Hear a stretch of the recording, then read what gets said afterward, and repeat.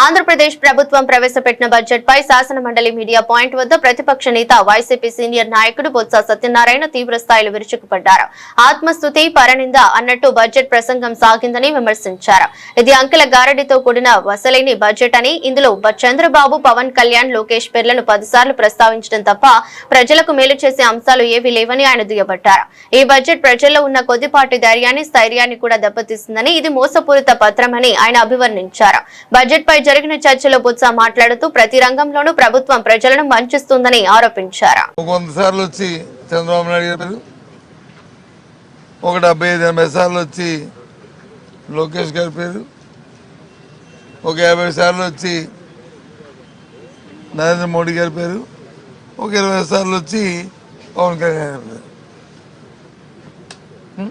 ఇదే అసలే ఏ సెక్షన్ కూడా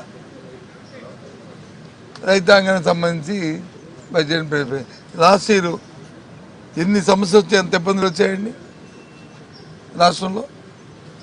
ఏ ఒక్కదానికి అయితే మద్దతు ఇచ్చిన నేపథ్యం ఉందండి. పొగాకు కానీ, కోకోకు కానీ, మిర్చికి కానీ, మామిడికి కానీ, జొన్నలకు కానీ, ఎక్కడైనా సరే మార్కెట్ చేశారా? చేయలే. గొప్పగా చూపెడతారు, మేము వచ్చి 400 కోట్లతో చేసామని చెప్పి. ఎలాంటి వీధిలోకి రైతులు చెప్తారు? అంతగా ఎక్కడ ఒక రోజు కూడా గ్యాప్ లేకుండా 100% వాళ్ళు 0 వడ్డీని డిబిటీ ద్వారా వాళ్ళకి ఇచ్చేవారు. 19 నెలల కాలం అయింది. అది ఆ స్కీమ్ ఉందో, ఆ స్కీమ్ పోయిందో, ఆ 0 వడ్డీ ఏమైందో, దాని పోతే ఇంకేదైనా కార్యక్రమం తీసుకొచ్చారంటే చెప్పిన అపాన కానీ, లేదా ఆ సంఘాలు మేము వచ్చి గుర్తించలేదని చెప్పిన మాట కానీ, దానికి కేటాయింపులు కానీ ఇవ్వలేదు, కేటాయింపులు లేవు. మరి నువ్వు ఏ విధంగా ఎంటర్ప్రైనర్స్ని పారిశ్రామిక తయారు చేస్తావు? చంద్రబాబు నాయుడు గారు చెప్పండి. ఇది మోసం కదా. ఇలాంటివి 1 కాదు 2 కాదు, ప్రతి సెక్టార్లో ఉన్నాయి. ప్రతి సెక్టార్లో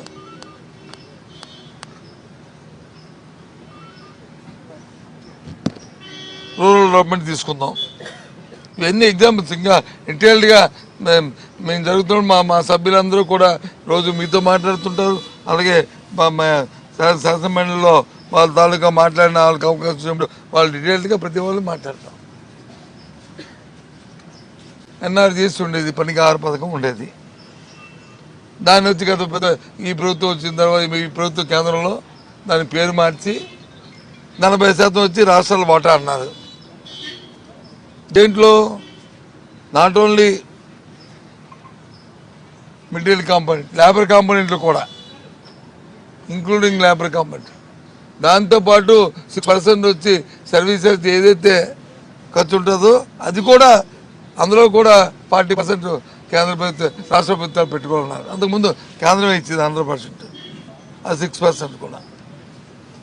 అంటే మొత్తం అంతా చూసుకుంటే పోనీ గత సంవత్సరం, అంతకుముందు సంవత్సరాలు మా ప్రభుత్వం దగ్గర నుంచి చూసుకుంటే యావరేజ్గా సంవత్సరానికి 5,000 కోట్లు పని చేసేవాళ్ళం.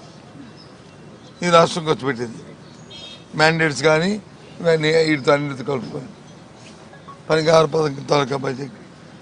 అంటే ఇప్పుడు మరి 40% అన్నప్పుడు ఏ రకం చూసుకుని 2,000 కోట్ల రూపాయలు దానికి ఎక్కడ ఉందండి? దాంట్లో 500 కోట్లు వచ్చి దానికి ఎగ్జిక్యూటివ్ బడ్జెట్లో ప్రావిజన్ చూపెట్టారు. మరి వాట్ అబౌట్ బ్యాలెన్స్? అంటే ఆ పథకం ఎత్తుకెళ్ళిపోయినట్టునే. ఈ బడ్జెట్లో ఓవరాల్ మా అభిప్రాయం ఆత్మశుద్ధి పరిణామం తప్ప ఇంకేమీ లేదు. దీనివల్ల సామాజిక కానీ మధ్యతరగతి వాళ్ళకి కానీ ఏది కూడా గొడవలేదు లేదు. ఇవన్నీ ఉన్నాయి. మరిదోపతి, ఆడబిడ్డ, సూపర్ 6 ఏవి కనిపిస్తున్నాయి. అవన్నీ డీటెయిల్ తర్వాత వెళ్తా. అందుకే ఇక్కడ ఇప్పుడు